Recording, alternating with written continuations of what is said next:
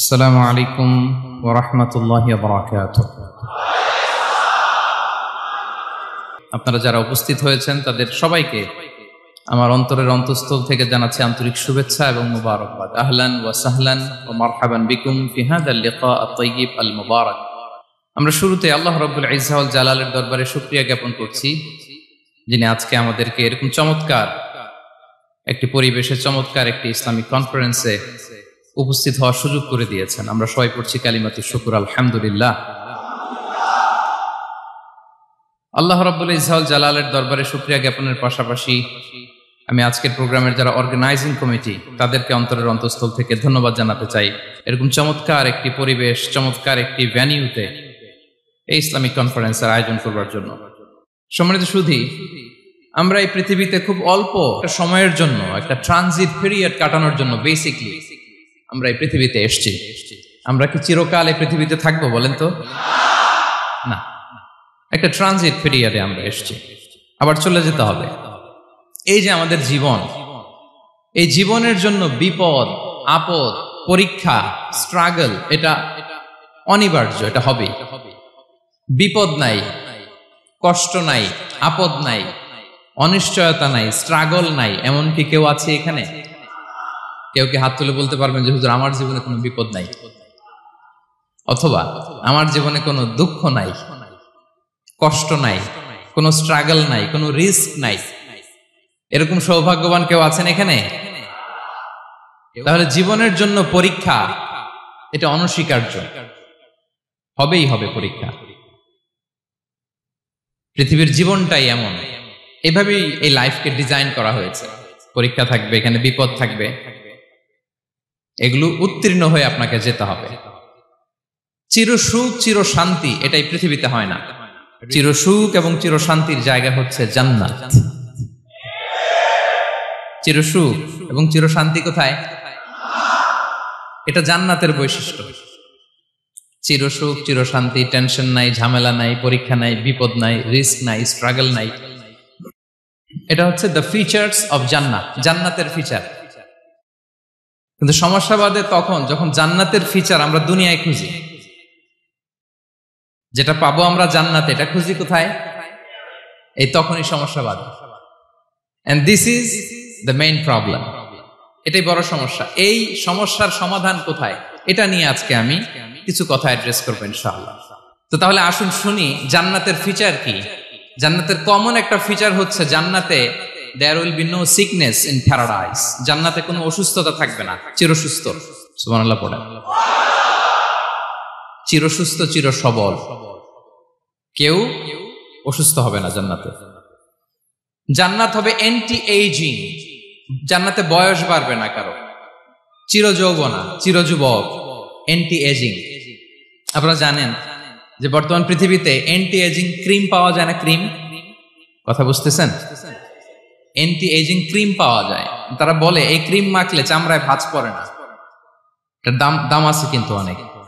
Anti ageing cream লাগায়, shampoo use করে, anti ageing oil আছে, এটা দিলে নাকি চামড়ায় ভাঁজ পড়ে না। ইভেন ভারতের অনেক বড় একজন ব্যবসায়ী মুকেশ আম্বানি, নাম শুনছেন না? যে তার ছেলের বিয়ে হয়ে গেল। তো এই মুকেশ আম্বানির স্ত্রী নীতা আম্বানি, সে কিছুদিন আগে এক বোতল গোল্ড ওয়াটার খেয়েছে, gold water, and it's cost $60,000। $60,000 দাম এক বোতল গোল্ড ওয়াটারের। কেন? ফর অ্যান্টি এজিং, যাতে বয়সের ছাপ গালে না থাকে। এখন বলেন, এভাবে কি আমাদের বয়সকে ধরে রাখা সম্ভব এই পৃথিবীতে? সম্ভব না, কারণ এই ফিচারটা দুনিয়ার ফিচার না, এটা জান্নাতের ফিচার। সুবহানাল্লাহ পড়েন। তাহলে জান্নাতে কেউ অসুস্থ হবে না। জান্নাত হবে চির যৌবন, চির যৌবনা। ওখানে আমরা যুবক থাকবো, প্রত্যেকে 33 বছরের যুবক যুবতী হয়ে জান্নাতে ঢুকবো। বিষ্ণু ইসলাম বলেন, আহলুল জান্নাতি জুরদা ওয়া মুরদা ওয়া আবনাউ সালাসিন ওয়া সালাসিন। জান্নাতে যারা যাবে শুভ্র, দাড়িবিহীন, প্রত্যেকে হবে 33 বছর বয়সের। ওই যে 33 বছর বয়সে একবার ঢুকলেন, আর বয়স বাড়বে না, ওইটাই চিরকাল ওই বয়স পাবেন। জান্নাতের আরেকটা ফিচার হচ্ছে নো ফ্রাস্ট্রেশন, কোনো চিন্তা নাই, দুশ্চিন্তা নাই। হাইপার টেনশন নাই, সজীব, প্রাণবন্ত। সুবহানাল্লাহ। জান্নাতের আরেকটা ফিচার হচ্ছে there is no expiry date in জান্নাত। এক্সপায়ারি ডেট আছে? জান্নাতে যে ঢুকবো 7 দিনের জন্য চেক ইন, নাকি? চেক ইন কয় দিনের জন্য? 7 দিন, 10 দিন পরে চেক আউট করে ফেলবে, এরকম না। নো এক্সপায়ারি ডেট, আজীবন। একবার এন্ট্রি পেলে বের হওয়ার টেনশন নাই। আল্লাহু আকবার। তাহলে no expiry date, rather it's eternal. আজীবন থাকবেন, খালিদিনা ফিহা, চিরকাল থাকবেন। এবং জান্নাতের সবচাইতে গুরুত্বপূর্ণ ফিচার হচ্ছে there will be no death in জান্নাত। জান্নাতে আপনার আর মৃত্যু হবে না, মৃত্যুর বিদায় হবে। তার মানে আপনি অমর হবেন। তাহলে আপনি চির সুস্থ, চির সবল হবেন জান্নাতে, চির যুবক থাকবেন, প্রাণবন্ত থাকবেন, আপনি অমর হবেন, আপনি জান্নাতে মরবেন না। জান্নাতীরা যখন জান্নাতে যাবে, ফেরেশতারা ডেকে বলবে, ইয়া আহলাল জান্নাতি ইন্না লাকুম আন তাসিহু ফালা তাসকামু আবাদা। জান্নাতীরা চিরকাল সুস্থ থাকবা, অসুস্থ হবা না। ইন্না লাকুম আন তাশিব্বু ফালা তাহরামু আবাদা। তোমরা শাবাব থাকবা, বুড়া হবা না। ওয়া ইন্না লাকুম আন তাহইয়াউ ফালা তামুতু আবাদা। চিরকাল বেঁচে থাকবা, মরবা না। এবং সেদিন জান্নাতে মৃত্যু দেয়া হবে, মৃত্যু দেয়া হবে। ইউতাল মাউতু বিকাবশিন আমলাহ। একটা ছাগলের আকৃতিতে মৃত্যুকে আনা হবে। ফায়ুযবাহুল মাউত, মৃত্যুকে জবাই দেয়া হবে। এবার জান্নাতীরা তাকিয়ে থাকবে, ফেরেশতারা বলবে, ইয়া আহলাল জান্নাতি খুলুদুন ফালা মাউত। হে জান্নাতীরা, চিরকাল এই জান্নাতে থাকবে। তাহলে জান্নাতের ফিচার পাইছেন? এখন কোন বোকা যদি এই ফিচার দুনিয়ায় খোঁজে, পাবে? পাবে না। কারণ দুনিয়ার ফিচার আলাদা। দুনিয়ার ফিচার কি? এই দুনিয়াতে বিপদ আসবে, কষ্ট আছে, দুনিয়াতে হতাশা আছে, ভয় আছে, অসুস্থতা আছে, বার্ধক্য আছে, এবং এই দুনিয়ার একটা এক্সপায়ারি ডেট আছে না? দ্য ডে ইউ ডাই, যেদিন আপনি মারা যাবেন, এটা আপনার এক্সপায়ারি ডেট। চলে যেতে হবে, চলে যেতে হবে। এই পৃথিবীতে মৃত্যুর অস্তিত্ব আছে। সবকিছু থমকে দিয়ে, আপনাকে চমকে দিয়ে মৃত্যু চলে আসবে, ঠিক কিনা বলেন? তাহলে এগুলো হচ্ছে দুনিয়ার ফিচার। এই দুনিয়াতে বিপদ আপদ, কষ্ট, ঝুঁকি, স্ট্রাগল, বার্ধক্য, অসুস্থতা, এগুলো নিয়ে আমাদেরকে টিকে থাকতে হয়। এটা দুনিয়ার ফিচার, মিলাই ফেললে হবে না। জান্নাতের ফিচার একটা, দুনিয়ার ফিচার আরেকটা। দুনিয়াতে কষ্ট থাকবে, বিপদ আপদ থাকবে। এই দুনিয়ার ফিচারটা আল্লাহ তাআলা কোরআনের একটা আয়াতে খুব চমৎকার ভাবে উল্লেখ করেছেন। সেটা দিয়েই আমি আলোচনা শুরু করেছি। আল্লাহ তাআলা ইরশাদ করছেন, ওয়ালা নাবলুওয়ান্নাকুম বিশাইইম মিনাল খাউফি ওয়াল জুই ওয়া নাকসিম মিনাল আমওয়ালি ওয়াল আনফুসি ওয়াস সামারাত ওয়া বাশশিরিস সাবিরিন। আল্লাহ তাআলা বলছেন, অবশ্যই অবশ্যই আমি তোমাদেরকে পরীক্ষা করব, ভয় দিয়ে, ক্ষুধা দিয়ে, সম্পদের ঘাটতি দিয়ে, আতঙ্ক দিয়ে, প্রাণনাশ দিয়ে, ফল ফসলের হানি দিয়ে পরীক্ষা করব। কিন্তু এই পরীক্ষায় যারা উত্তীর্ণ হবে, যারা সবর ইখতিয়ার করবে, ওয়াবাশশিরিস সাবিরিন, ধৈর্যশীলদের জন্যই হচ্ছে সুসংবাদ। আলহামদুলিল্লাহ পড়ে। তাহলে সম্মানিত সুধী, আমরা বুঝতে পারলাম এই পৃথিবীর ফিচার হচ্ছে এখানে বিপদ থাকবে, বিপদ ছাড়া কেউ থাকবে না। স্ট্রাগল থাকবে, কষ্ট থাকবে, ঝুঁকি থাকবে, রিস্ক থাকবে, এবং নানা ধরনের বিপদ আপদ দিয়ে আল্লাহ তাআলা আমাদেরকে পরীক্ষা করবেন। এটা মাস্ট, এটা আমাদের মাইন্ডসেটে নিয়ে নিতে হবে। মাইন্ডসেটে এটা ক্লিয়ার থাকতে হবে। চিরসুখ, চিরশান্তি এই দুনিয়াতে মিলবে। কোথায় মিলবে তাহলে এটা? তাহলে বিপদ আসবেই, আপদ আসবেই, পরীক্ষা থাকবেই আমাদের জীবনে। তবে ইন্টারেস্টিংলি মজার বিষয় হচ্ছে, পরীক্ষাটা এক একজনের এক এক রকম। পুরো পৃথিবীটা একটা পরীক্ষা ক্ষেত্র, কিন্তু কারো প্রশ্নপত্রের সাথে কারো প্রশ্নপত্রের কোনো মিল নাই। সুবহানাল্লাহ। আমার পরীক্ষা একরকম, আপনার পরীক্ষা আরেক রকম, ওই ভাইয়ের পরীক্ষা আরেক রকম, ওনারটা আরেক রকম। সবাই পরীক্ষার্থী, সবাই পরীক্ষার্থী, কিন্তু কারো প্রশ্নপত্রের সাথে কারো প্রশ্নপত্রের কোনো মিল নাই। কারোর জন্য পরীক্ষা হচ্ছে সে খুব অসুস্থ, প্রচন্ড অসুস্থতা, তার জন্য পরীক্ষা। ক্যান্সারের রোগী, দুরারোগ্য ব্যাধি, ডক্টর বলছে 4th স্টেজে চলে আসছে, কয়েক মাস বাঁচতে পারে, এটা তার জন্য পরীক্ষা। আবার কারো দেখবেন যে খুব একটা অসুস্থতা নাই, অসুস্থতার ঝামেলা নাই, কিন্তু তার দারিদ্রতা আছে, তার আর্থিক অনটন, এটা তার জন্য পরীক্ষা। আবার কারো দেখবেন অসুস্থতাও নাই, দারিদ্রতাও নাই, তার দাম্পত্য জীবনের সমস্যা আছে না নাই? অনেকের দেখবেন এগুলো কোনোটাই সমস্যা না, তার ছেলে কথা শোনে না, মাদকাসক্ত। আহা, মাদকাসক্ত, রিহ্যাবে পাঠায়, আবার আসে, আবার গাঁজা খাওয়া শুরু করে, আছে না নাই বলেন? দেখেন তার পরীক্ষাটা আবার আলাদা। অনেকের দেখবেন মেয়ে বাবার কথা শোনে না। আবার অনেকের দেখবেন যে ব্যবসায় সমস্যা, লসের পর লস, লাভ উঠাতে পারে না।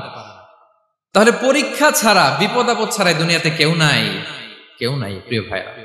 এটা আমাদের মাথায় রাখতে হবে। পরীক্ষা আপনাকে দিতেই হবে, পরীক্ষা দিয়ে দিয়েই নিজেকে প্রমাণ করতে হবে। আর এক একজনের পরীক্ষাটা এক এক রকম, কারো পরীক্ষার সাথে কারো পরীক্ষার কোনো মিল থাকবে না। তো মাঝে মাঝে আমরা এটা ভুলে যাই। আল্লাহ তাআলা কালামে পাকে রিমাইন্ডার দিয়ে আমাদেরকে স্মরণ করিয়ে দিতে চান যে এই পৃথিবীতে আসলে তোমরা এসেছো পরীক্ষা দিতে।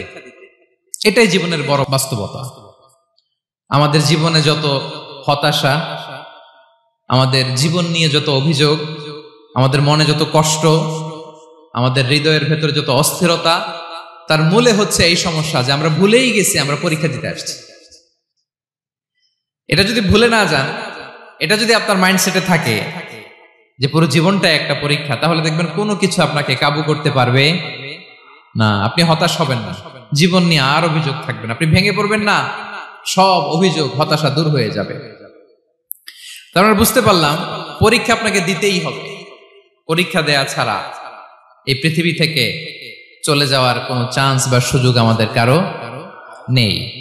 সূরাতুল আনকাবুতে আল্লাহ তাআলা এই কথাটা আরো চমৎকার ভাবে বলেছেন। আল্লাহ তাআলা ইরশাদ করছেন, আহাসিবান নাসু আইয়ুতরাকু আইয়াকুলু আমান্না ওয়া হুম লা ইফতানুন ওয়ালাকাদ ফাতান্নাল্লাযীনা মিন ক্বাবলিহিম ফালা ইয়া'লামান্নাল্লাহুল্লাযীনা সাদাকু ওয়ালা ইয়া'লামান্নাল কাযিবিন।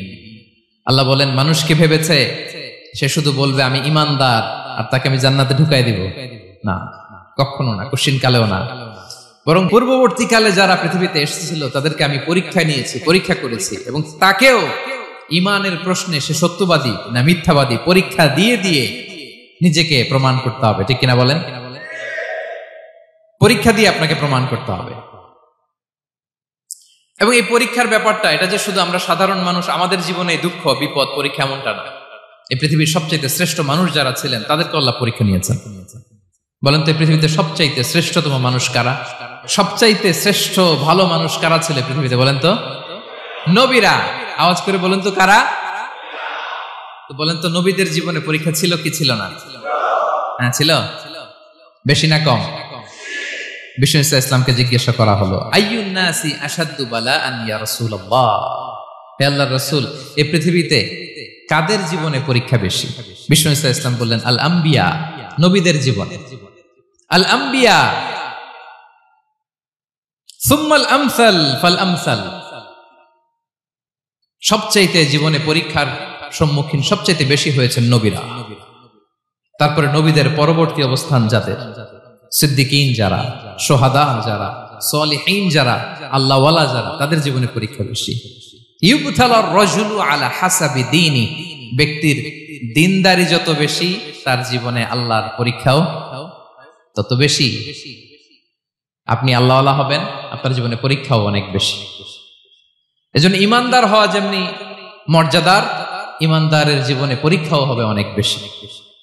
এবং পরীক্ষা যত বড়, খেয়াল রাখতে হবে, মন খারাপ করার কোনো সুযোগ নেই। পরীক্ষা যার জীবনে যত বড়, সেটাতে সফল হতে পারলে ওটার প্রতিদানও বড়।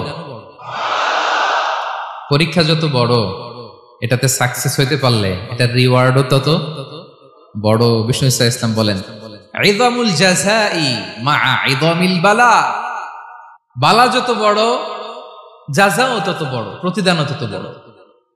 আপনারা নবীদের জীবনে যদি খেয়াল করেন, দেখবেন যেই নবীর জীবনে পরীক্ষা যত বেশি, সেই নবীর জীবনে সফলতাও তত বেশি। সাইয়েদনা ইব্রাহিম আলাইহিস সালামের কথাটা একটু খেয়াল করেন তো, বলেন তো ওনার জীবনে পরীক্ষা কেমন ছিল? বেশি না কম? ওনার জীবনের পরীক্ষা থেকেই তো আমরা এই শব্দটা ব্যবহার করি, আমরা বলি অগ্নি পরীক্ষা। কি বলি? মানে আগুনে নিক্ষেপ করা হয়েছে সাইয়েদনা ইব্রাহিম আলাইহিস সালামকে, তাও স্বাভাবিকভাবে না, উলঙ্গ করে, ন্যাকেট করে ওনাকে অপমানিত করবার জন্য ওনার গায়ের জামা কাপড় খুলে উলঙ্গ অবস্থায় আল্লাহর খলিল সাইয়েদনা ইব্রাহিম আলাইহিস সালামকে অগ্নিকুণ্ডে নিক্ষেপ করা হয়েছিল। এরকম এক্সপেরিয়েন্স এই অডিটোরিয়ামের ভেতরে আমাদের কখনো হয়েছে? তাইলে সাধারণ মানুষের জীবনের পরীক্ষা আর নবীদের জীবনের পরীক্ষার মধ্যে পার্থক্য আছে না নাই? ওই পরীক্ষায় উনি পাশ করে ফেললেন।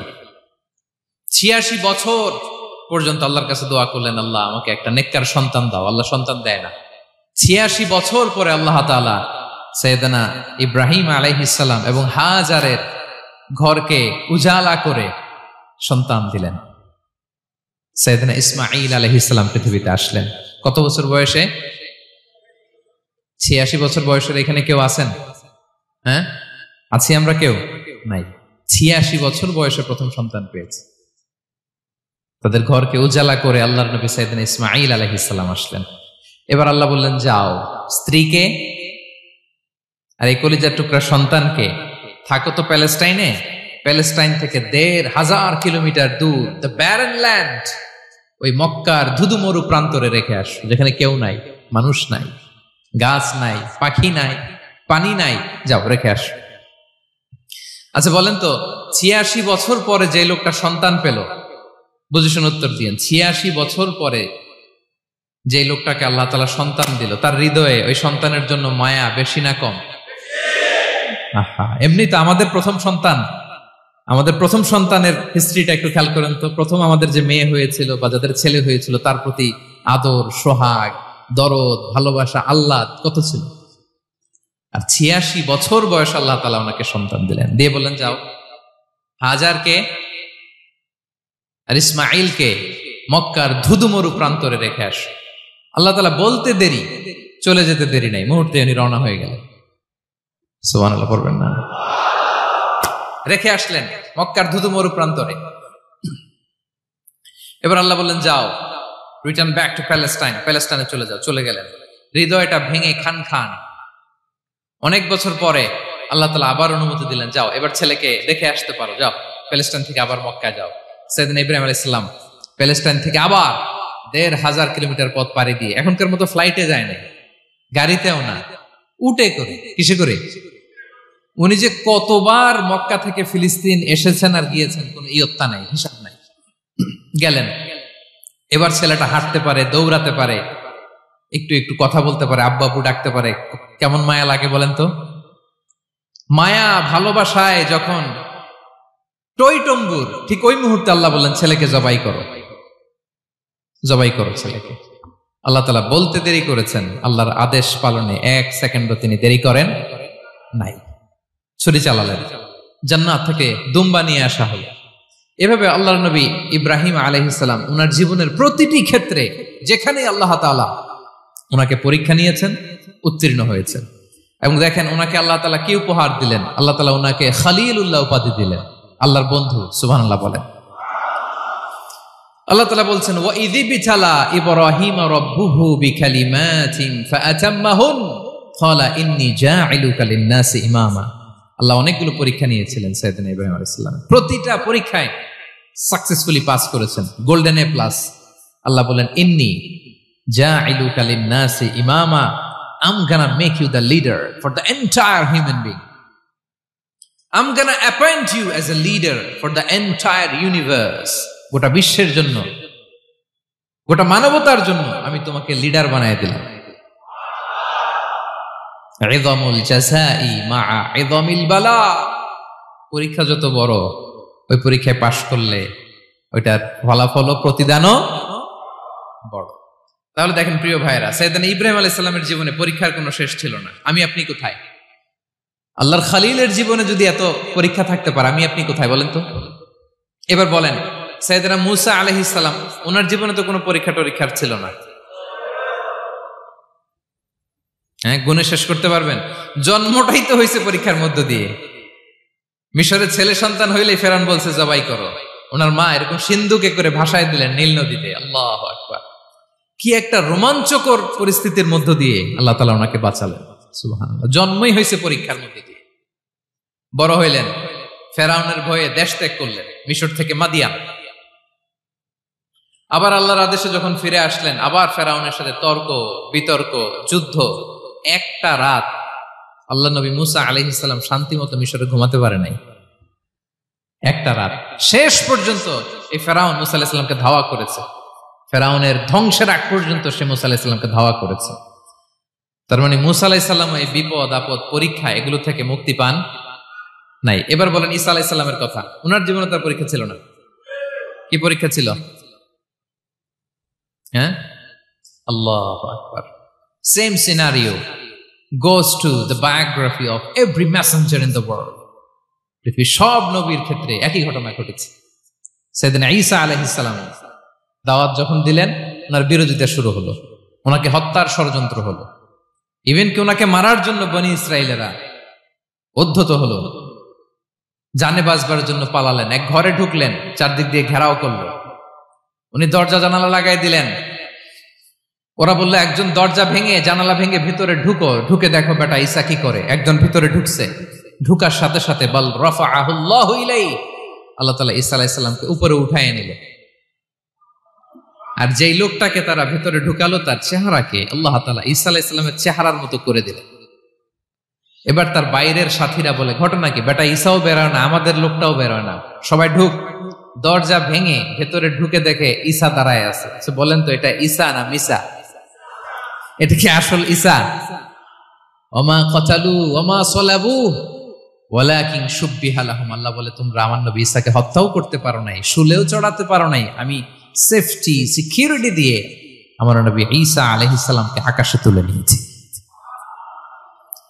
তাহলে ওনার জীবনে পরীক্ষার শেষ ছিল না। এবার যদি আমরা বিশ্বনবী সাল্লাল্লাহু আলাইহি ওয়াসাল্লামের জীবনের দিকে তাকাই, ওনার জীবনটা দেখেন তো।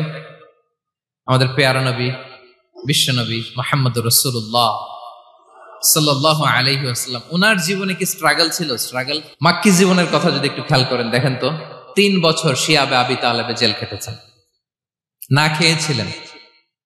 ওনার বংশের লোকেরা প্রথমে ছাগল খেয়েছে, ছাগলগুলো যখন শেষ, ছাগলের চামড়াগুলো শুকিয়ে ওইটা খাইছে। গাছের পাতা ছাল এগুলো খেয়ে খাবারের অভাবে বেহুশ হয়ে পড়ে থাকতো তারা। না খেয়ে কয়দিন ছিলেন আপনি? আমি কয়দিন ছিলাম না খেয়ে? মনেই তো পড়ে না, না খেয়েছিলাম কিনা কোনোদিন। এ হচ্ছে মাক্কি জীবন।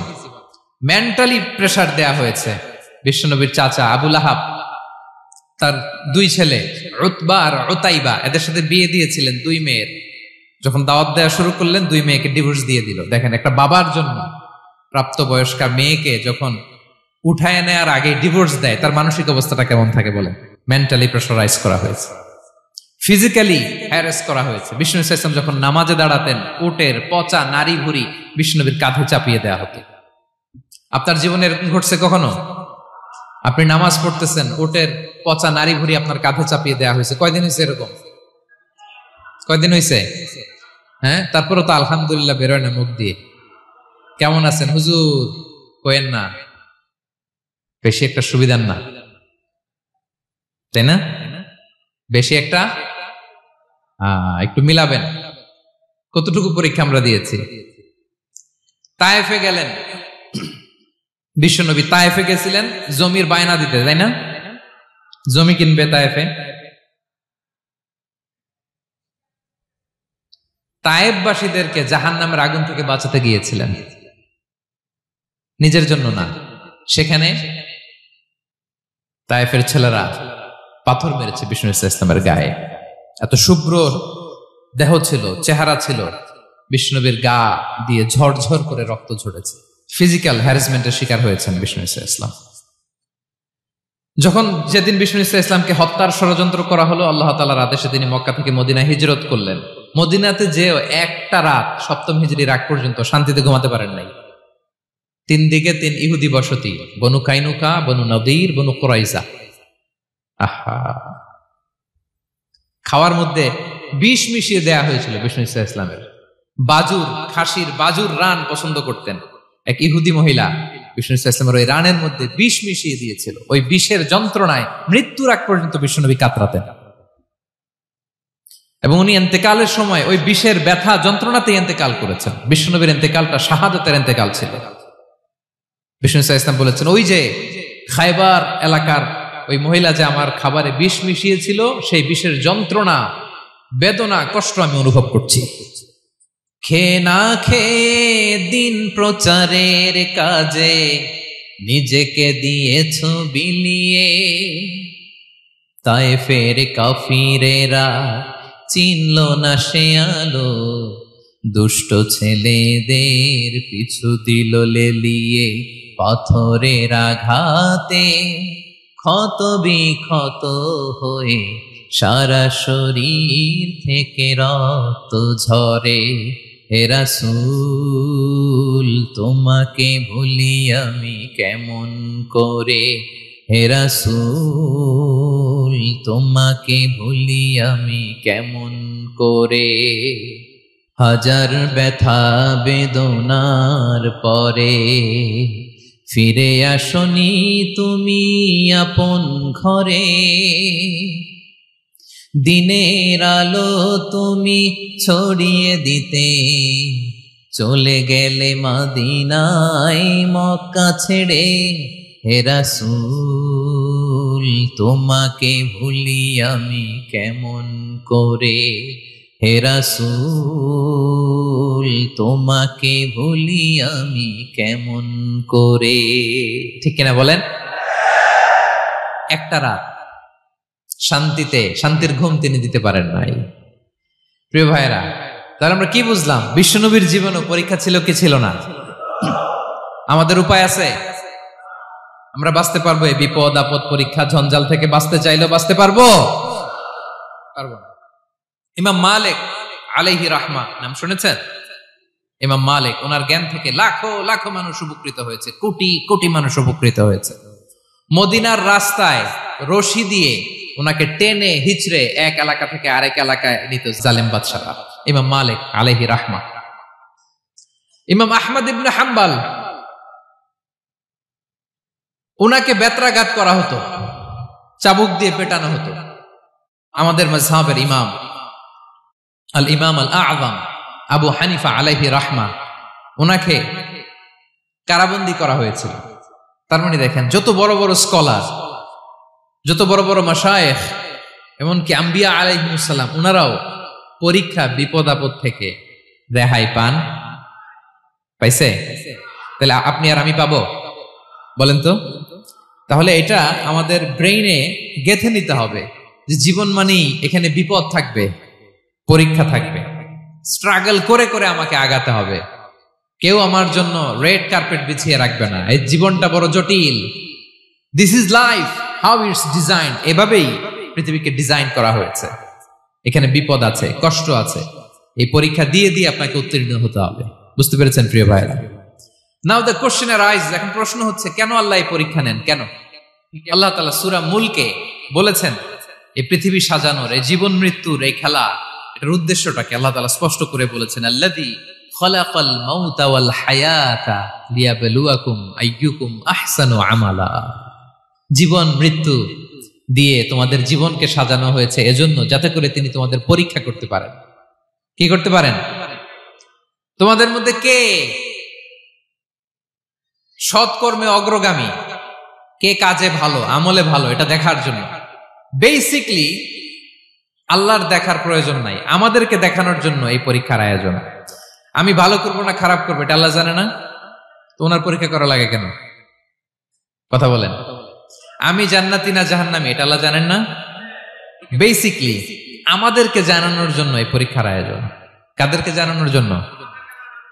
মানে তুমি জেনে যাও তুমি জান্নাতি না জাহান্নামী। আমি ভালো করেই জানি। একটা ছোট্ট উদাহরণ দিলে বুঝতে পারবেন প্রিয় ভাইয়েরা। ধরেন আল্লাহ তাআলা দুইজনকে সৃষ্টি করলেন। উদাহরণস্বরূপ একজনের নাম আব্দুল্লাহ, আরেকজনের নাম আব্দুর রহমান। সৃষ্টির পরে আব্দুল্লাহকে বললেন, আব্দুল্লাহ, আমি জানি তুমি পৃথিবীতে 50 বছর হায়াত পাইতা, খুব ভালো কাজ করতে, তুমি দুনিয়াতে অনেক ভালো কাজ করতে, এটা আমি আগেই জানি। আমার অসীম জ্ঞান বলে আমি আগে থেকেই জানি। তো যাও, তোমার এই মাত্র সৃষ্টি করলাম, যাও তুমি জান্নাতে ঢুকে যাও, কারণ আমি জানি তুমি জান্নাতি হবে। আচ্ছা, আর আব্দুর রহমান? তুমি পৃথিবীতে খুব খারাপ কাজ করতে, এটা আমি জানতাম। তোমারে পাঠাইলে খারাপ কাজ করবা, তুমি সীমা লঙ্ঘন করবা, অন্যায় করবা, অপরাধ করবা, তুমি জাহান্নামী হবা, যাও। সে তো আমি জানি, পরীক্ষার আর দরকার নেই, তোমারে জাহান্নাম দিয়ে দিলাম, যাও ঢুকে যাও। আব্দুল্লাহ ঠিকই জান্নাতে ঢুকে যাবে, আব্দুর রহমান কি ঢুকবে? ঢুকবে। সে বলবে, আল্লাহ এই মাত্র আমারে বানাইলেন, এই মাত্র আপনি আমাকে সৃষ্টি করলেন, সৃষ্টি করেই বলতেছেন তুমি জাহান্নামে যাও, আর বলতেছেন আমি জানি দুনিয়াতে পাঠালে তুমি খারাপ কাজ করবা, তুমি জাহান্নামী হবা, পাঠানোর আর কি দরকার, আগে থেকে জাহান্নামে যাও। আল্লাহ আপনি জানলে জানতে পারেন, আমি তো জানি না। ঠিক কিনা বলেন?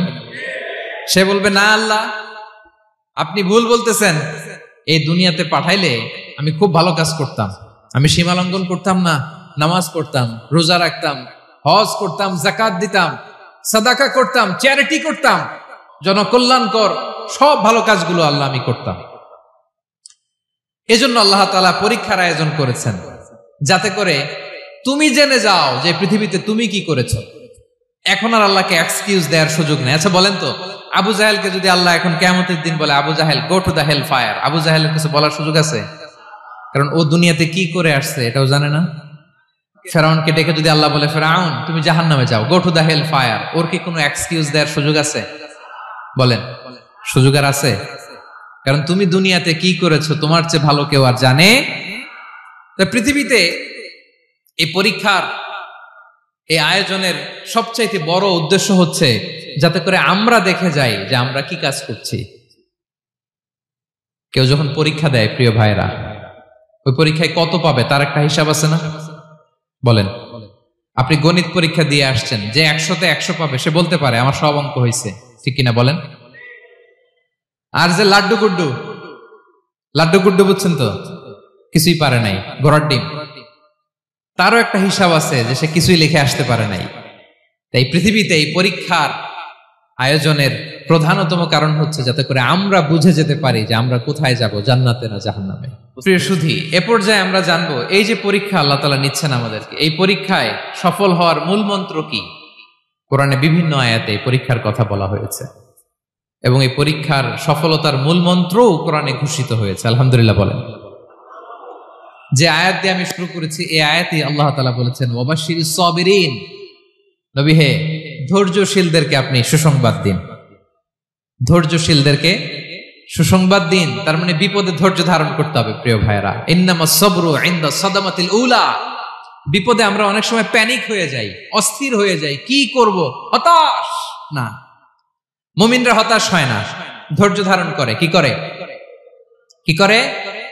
ধৈর্য ধারণ করার শক্তি দাও গো মেহেরবান আমায়, দাও গো মেহেরবান। পড়েন, ধৈর্য ধারণ করার শক্তি দাও গো মেহেরবান আমায়, দাও গো মেহেরবান। সবাই বলুন একসাথে, ধৈর্য ধারণ করার শক্তি দাও গো মেহেরবান আমায়, দাও গো মেহেরবান।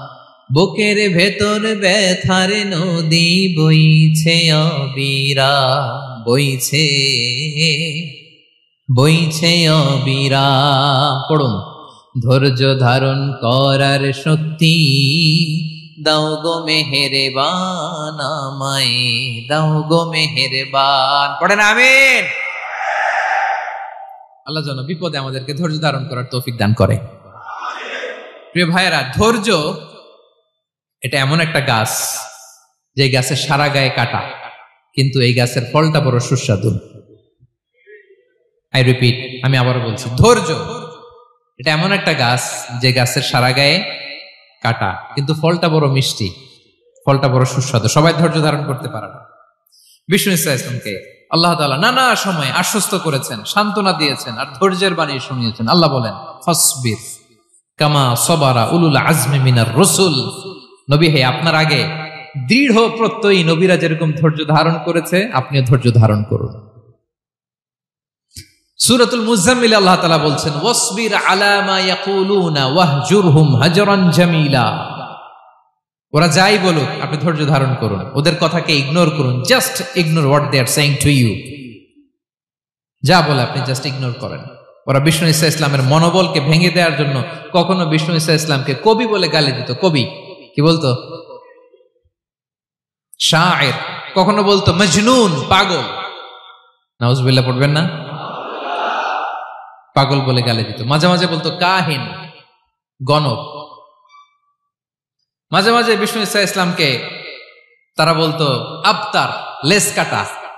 মুহাম্মদ, তোমার ছেলে নাই, তোমার বংশ নির্বংশ হয়ে গেছে, তোমার নাম নেয়ার মতো কেউ নাই। আহা, কপাল পোড়া। গোটা বিশ্বব্যাপী বিষ্ণু ঈসা ইসলামের সুনাম সুখ্যাতি ছড়িয়ে দিয়েছে কে? আকাশ বাতাস মাড়িয়ে, সাতাকাশ ছাড়িয়ে আল্লাহর আরশ পর্যন্ত আল্লাহ তাআলা বিষ্ণুনবীর সুনাম সুখ্যাতিকে সুউচ্চ করেছেন। ঠিক কিনা বলেন? ইগনোর করুন। আপনাকে কবি বলে, গণক বলে, আপনাকে পাগল বলে, আপনাকে লেসকাটা বলে, জাস্ট ইগনোর দেন। বর্তমান সময়েও নানা ধরনের ট্যাগ আমাদেরকেও দেয় কি দেয় না বলেন? দেয়। আমাদেরকে কি বলে? মৌলবাদী বলে, বলে বলে ওই যে রাজাকার বলে। রাজাকার রাজাকার খেলার দিন শেষ। মন মতো হইলে মুক্তিযোদ্ধা, মন মতো না হইলে রাজাকার, এই দিন শেষ। ওই দিন আর নাই। এই কার্ড দিয়ে আর খেলার দিন নাই। এগুলো মানুষ আর খায় না এখন, এগুলো গিলে না আর। সাধারণ মানুষ বড্ড সচেতন। দেখেন, কালের বিবর্তনে, সময়ের আবর্তনে একই পরিক্রমা আমাদেরকেও ট্যাগিং করে। আমাদেরকে মৌলবাদী বলে, ব্যাকডেটেড বলে, রাজাকার বলে, জঙ্গি বলে, যুদ্ধাপরাধী বলে। আছে না এরকম?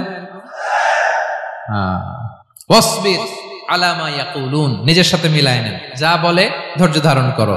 ওয়াহজুরহুম হাজরান জামিলা, জাস্ট ইগনোর দেন, ভালোভাবে ইগনোর করেন, খালাস, সালাম দিয়ে কেটে পড়েন। তাহলে প্রিয় ভাইরা, এই বিপদ আপদ আমাদের পিছু ছাড়বে না, পিছু ছাড়বে না। নবীদের পিছু ছাড়ে নাই, আমরা কোথায়? আমরা আর কি? বিপদ আমাদেরকে ধৈর্য ধারণ করতে হবে, মনোবল হারাইলে হবে না।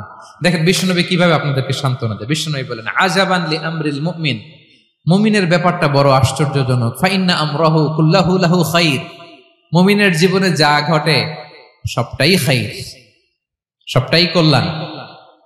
ইন আসাবাতহু সাররাউ শাকারা ফাকানা খাইরাল্লাহ ওয়া ইন আসাবাতহু দাররাউ সাবারা ফাকানা খাইরাল্লাহ। মুমিনের জীবনে যদি সুখ আসে তাহলে মুমিন শুকরগুজার হয়, এটা তার জন্য ভালো। আর যদি মুমিন জীবনে দুঃখ আসে তাহলে সে সবর ইখতিয়ার করে, এটাও তার জন্য ভালো। সুবহানাল্লাহ। তাহলে দেখেন, আমরা হয় সুখে থাকি নয় দুঃখে থাকি, ঠিক কিনা বলেন? তাহলে সুখের সময় আমরা শুকর করি, কি করি? শুকরগুজার হই। শুকরিয়া করাও একটা ইবাদত, শুকরিয়া করাও কি? আর দুঃখের সময় আমরা সবর করি, সবর করাটাও একটা। তাহলে আমাদের পুরো জীবনটাই ইবাদত, পুরো জীবনটাই। সুখের সময় শুকর আর দুঃখের সময় সবর। আওয়াজ করে বলেন, সুখের সময় শুকর আর দুঃখের সময়। এই দুই ইবাদত মুমিন জীবনে চলমান, কন্টিনিউয়াস, একটা উইন উইন সিচুয়েশন। কি বলেন? উইন উইন হয়ে গেল না? যেই পরিস্থিতিতেই থাকে আমাদের জন্য লাভ। আল্লাহু আকবার। তাহলে প্রিয় ভাইরা, এটাই জীবনের বাস্তবতা। সবর আমাদেরকে ইখতিয়ার করতে হবে, হতাশ হওয়া যাবে না। অনেকে আমরা অল্পতে হতাশ হই। এই যে আমরা ধৈর্য ধারণ করছি, এর ফল পাচ্ছি না। দীর্ঘ দেড় দশক ধরে ধৈর্য ধারণ করছেন না আপনারা? এখন মুক্তি, স্বাধীনতা, বিজয় এনে দিয়েছে কে? ধৈর্য ধারণ করুন। ধৈর্যের যে ফলাফল, এটা বড় মিষ্টি। ধৈর্য এমন একটা গাছ, এই গাছের সারা গায়ে কাটা, কিন্তু এর ফলটা বড় সুস্বাদু, এর ফলটা বড় মিষ্টি। ধৈর্য ধারণ করার অভ্যাস করতে হবে প্রিয় ভাইরা। মুমিন হতাশ হয় না, হাল ছেড়ে দেয় না। মুমিন ভরসা রাখে একজনের উপর, তিনি কে? লা তাইআসু মির রাউহিল্লাহ ইন্নাহু লা ইয়াইআসু মির রাউহিল্লাহি ইল্লাল কওমুল কাফিরুন। আল্লাহর রহ থেকে, রহম থেকে নিরাশ হয়ে যাও না। কাফির ছাড়া, অকৃতজ্ঞ ছাড়া কেউ আল্লাহর রহ থেকে, আশা থেকে নিরাশ হয় না। শয়তানের সবচেয়ে বড় মিশন হলো আমাদেরকে হতাশ বানানো, এটা খেয়াল রাখবেন। শয়তানের সবচাইতে বড় মিশন কি? আমাদেরকে হতাশ করে দেয়া। হতাশ বানাইতে পারলে সে সাকসেসফুল, খুশি। কিন্তু আমরা এত সহজে হতাশ হই না, আমরা নিরাশ হই না, আমরা বিপদে হাল ছেড়ে দেই না। আমরা ভরসা রাখি এক মহান সত্তার উপর। তিনি কে? মনে থাকবে? বিপদ আসলে ভেঙে পড়বেন, ভিসা না হইলে কান্নাকাটি শুরু করবেন, ব্যবসায় লস হইলে হাউমাউ, হ্যাঁ, দেশ থেকে কোনো দুঃসংবাদ আসলে হতাশ হবেন, ভেঙে পড়বেন। ধৈর্য ধারণ করব আমরা। আওয়াজ করে বলেন, আমরা কি করব? সবর। বিপদ ট্যাকেল দেওয়ার প্রথম স্টেপ হচ্ছে সবর। ধৈর্য ধারণ করতে হবে। অবশ্যই সাবিরিন, ধৈর্যশীলদেরকে সুসংবাদ দাও। বিপদ থেকে বাঁচার দ্বিতীয় স্টেপ হচ্ছে এই বিপদ থেকে উত্তরণের চেষ্টা করতে হবে। কন্টিনিউয়াস প্রচেষ্টা চালিয়ে যেতে হবে। ওয়াল্লাযীনা জাহাদু ফিনা লানাহদিয়ান্নাহুম সুবুলানা, যারা আমার রাস্তায় চেষ্টা করে, প্রচেষ্টা করে, স্ট্রাগল করে, তাদেরকে আমি পথ দেখিয়ে দেই, সুবুল দেখিয়ে দেই, ওয়ে আউট দেখায় দেই, এক্সিট দেখায় দেই। কোথাও আটকাবেন না আপনি, আপনাকে এক্সিট দেখায় দিবে কে? মালয়েশিয়াতে কেলুয়ার বলে না? কেলুয়ার কি বলে চেনেন? কেলুয়ার মানে কি? এক্সিট। এক্সিট পেয়ে যাবেন, আটকাবেন না আপনি জীবনে কোথাও। 3 নাম্বার, আল্লাহর উপর তাওয়াক্কুল করতে হবে বিপদ আসলে। ওমাইয়া তাওয়াক্কাল আলাল্লাহি ফাহুয়া হাসবুহ, আল্লাহর উপর যে তাওয়াক্কুল করে আল্লাহই তার জন্য যথেষ্ট হয়ে যায়। তাহলে বিপদে প্রিয় ভাইরা আমরা প্যানিক হব না, ধৈর্য ধারণ করব, বিপদ থেকে উত্তরণের সর্বোচ্চ প্রচেষ্টা চালিয়ে যাব, আর ভরসা রাখবো একজনের উপর, তিনি কে? আর বিপদ আসলে এটাকে নেগেটিভলি নেবেন না সবসময়। বিপদ আপদ এটা অনেক পজিটিভ ভালো জিনিস আমাদের জীবনে বয়ে নিয়ে আসে। শাইখুল ইসলাম ইবনু তাইমিয়া আলাইহি রাহমা উনি বলতেন, খুব দামি কথা, খুব হেভি ওয়েট কথা, মনোযোগ দিয়ে শুনুন। তিনি বলতেন, যে নেয়ামত তোমাকে আল্লাহ থেকে দূরে সরায়, ওই নেয়ামতের চেয়ে বিপদ ভালো যে বিপদ তোমাকে আল্লাহর দিকে ধাবিত করে। আই রিপিট, আমি আবারও বলি, যে নাজ নেয়ামত তোমাকে আল্লাহ থেকে দূরে সরিয়ে দেয়, সে নাজ নেয়ামতের চেয়ে ওই বিপদ আপদ ভালো যেই বিপদ আপদ তোমাকে আল্লাহর কাছে টেনে নেয়। তাহলে বিপদ আপদ আসলে আপনি হতাশ হবেন? আর কখনো দুঃখ করবেন?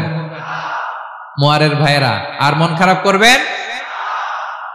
আপনি খেয়াল করে দেখেন, বিপদ আসলে আমরা আল্লাহরে ডাকি বেশি। যখন অসুস্থ আপনি খেয়াল করেন তো, আল্লাহ আল্লাহ তুমি ছাড়া বাঁচানোর কেউ নাই, আল্লাহ আল্লাহ তুমি হেফাজত করো, আল্লাহ তুমি সুস্থ করে দাও। যখন লাইফ থ্রেট, দেখেন আপনি গুম হয়ে যেতে পারেন, আপনার কারাবন্দি করতে পারে, এরকম একটা বিপদের মধ্যে আছেন, তখন খেয়াল করেন তো আল্লাহর সাথে আপনার কানেক্টিভিটি, রিলেশনশিপটা কতটা ডেভেলপ হয়। কারণ বিপদে পড়লে আমরা আল্লাহরে ডাকি বেশি। তাহলে বিপদ আপদেরও কিছু পজিটিভ সাইড বা দিক আমাদের জীবনে আছে না নাই? অনেক পজিটিভ দিক আছে, কয়েকটা শেয়ার করি। 1 নাম্বার, আল্লাহ 1 নাম্বার পজিটিভ সাইড তো বললাম, ইমাম ইবনু তাইমিয়া যেটা বললেন। এরপরে হচ্ছে মাঝে মাঝে আল্লাহ তাআলা আমাদের মর্যাদাকে আপগ্রেড করতে চায়, এলিভেট করতে চায়। আপনি ধরেন কোন একটা এয়ারলাইন্সের রেগুলার প্যাসেঞ্জার টিকিট কাটেন, মাঝে মাঝে হঠাৎ করে দেখবেন কাউন্টারে গেলে তারা বলে you are upgraded to business class, অথবা you are upgraded to first class. যেহেতু রেগুলার প্যাসেঞ্জার, অনেক মাইলস জমা হয়েছে, আপগ্রেড করে দেয়। আল্লাহ তাআলা মাঝে মাঝে চায় তিনি আমাদের মর্যাদাকে, র্যাঙ্ক, এটাকে আপগ্রেড করবেন। কিন্তু আমার যে আমল আখলাকের অবস্থা, ওইটা দিয়ে ওই আপগ্রেড র্যাঙ্কে যাওয়ার সুযোগ নাই। বুঝতেছেন কথা? আল্লাহ চায় আমার লেভেল একটু আপ করতে, কিন্তু আমার আমলের যে অবস্থা, এতে আমি ওখানে যাই না। তখন আল্লাহ কিছু বিপদ আপদ দিয়ে, পরীক্ষা দিয়ে বান্দাকে টেস্ট করে। ওই পরীক্ষায় যদি উত্তীর্ণ হন, সাথে সাথে আল্লাহ তাআলা আপনার লেভেল বা র্যাঙ্ক আপগ্রেড করে দেয়। সুবহানাল্লাহ পড়বেন না? তাহলে লাভ না লস? আওয়াজ করে বলেন, লাভ না লস? মুমিন জীবনের সব লাভ। যত বিপদ আপদ আপনাকে স্পর্শ করে, প্রতিটাতেই আপনার জন্য কল্যাণ। বিষ্ণু ইসলাম বলেন, মা ইউসিবুল মুসলিমা মিন নাসাবিন ওয়ালা ওয়াসাবিন ওয়ালা হাম্মিন ওয়ালা হুজনিন ওয়ালা আযান ওয়ালা গাম্মিন হাত্তা শাওকাতি ইউশাকুহা ইল্লা কাফফারাল্লাহু বিহা খাতায়া। আপনার জীবনে যত দুঃখ, যত যন্ত্রণা, যত টেনশন, যত অ্যাংজাইটি, যত ইনজুরি, এমনকি গোলাপ ফুল পাড়তে যে ওখানে যে কাঁটা বাঁধছে, বরই খেতে যে বরই গাছে ওঠার পর যে একটা কাঁটা বিঁধছে আপনার হাতে, এর কারণে আল্লাহ তাআলা আপনার গুনাহ মাফ করে দেয়। সুবহানাল্লাহ। তাহলে বিপদ আপদ দিয়ে আল্লাহ বান্দার মর্যাদাকে আপগ্রেড করে। বিপদ আপদে ফেলে আল্লাহ তাআলা বান্দার পাপ মোচন করে। বিপদ আপদ দিয়ে আল্লাহ তাআলা বান্দার শাস্তি মওকুফ করে। এমন পাপ করছেন এটার জন্য শাস্তি বরাদ্দ হয়ে গেছে, কিন্তু আল্লাহ তাআলা ওই শাস্তি থেকে মাঝে মাঝে আপনাকে বাঁচাতে চায়, তখন কিছু বিপদ দিয়ে বান্দারে পরীক্ষা করে। উত্তীর্ণ হলেই আল্লাহ তাআলা ওই শাস্তিকে মওকুফ করে দেয়। তাহলে আসুন সামারি করি, পুরো আলোচনাটার সামারি করি। এক নম্বর সামারি হচ্ছে বিপদ আপদ, পরীক্ষা, স্ট্রাগল, কষ্ট, এটা সুন্নাতুল্লাহি ফিদ দুনিয়া। এই দুনিয়ায় আল্লাহর সুন্নাত, এর বাইরে কেউ যেতে পারে না, ইভেন নট দ্য মেসেঞ্জার্স, নবীরাও না। আজকের আলোচনায় শুনছেন না নবীদের জীবন দিয়ে কি গেছে, ups and downs, test and trial, নবীরাও না। তাহলে এটা আমাদের মাইন্ডসেটের সাথে সেট আপ করে নিতে হবে যে অতীতে, বর্তমানে, ভবিষ্যতে বিপদ আপদ মুক্ত এই পৃথিবীতে কেউ থাকবে না। পারবেন? হ্যাঁ, এটা মাইন্ডসেটে নিয়ে নিতে হবে যে এটাই জীবন, বিপদ আপদ দিয়ে আল্লাহ পরীক্ষা করবেন। এটাই পৃথিবী। চির সুখ চির শান্তি এই পৃথিবীতে খুঁজলেই পাওয়া যায় না। শুরুতে বলছিলাম না, চির সুখ চির শান্তি। বলেন তো এটা কি দুনিয়ার ফিচার না জান্নাতের ফিচার? জান্নাতের ফিচার দুনিয়ায় খুঁজলে পাওয়া যাবে? যাবে না। তাহলে আজকের আলোচনার এক নাম্বার লেসন হচ্ছে বিপদ আপদ এটা সুন্নাতুল্লাহি ফিদ দুনিয়া। এই দুনিয়া আল্লাহর সুন্নাত, এটা থেকে মুক্তি পাওয়ার কোনো সুযোগ নাই, নবীরাও পায় নাই। দুই নাম্বার লেসন, বাঁচার যেহেতু সুযোগ নাই, we have to face it with patience, intellect and tawakkul. বিপদে অস্থির হওয়া যাবে না, এটাকে ফেস করতে হবে উইথ পেশেন্স, ধৈর্যের সাথে। বিপদ আমরা মোকাবেলা করব কিসের সাথে? ধৈর্য। প্যানিক হবেন না, অস্থির হবেন না, ধৈর্য ধারণ করবেন। উইথ ইন্টেলেক্ট, আল্লাহর দেয়া আপনার ইন্টেলেক্ট খাটিয়ে এই বিপদ উত্তরণের সর্বান্তকরণের চেষ্টা প্রচেষ্টা আপনার চালায় যেতে হবে। আর সবশেষে আত-তাওয়াক্কুল আলাল্লাহ, ডিপেন্ডিং অন আল্লাহ, ভরসা করব কার উপর? আল্লাহর উপর। পারা যাবে তো?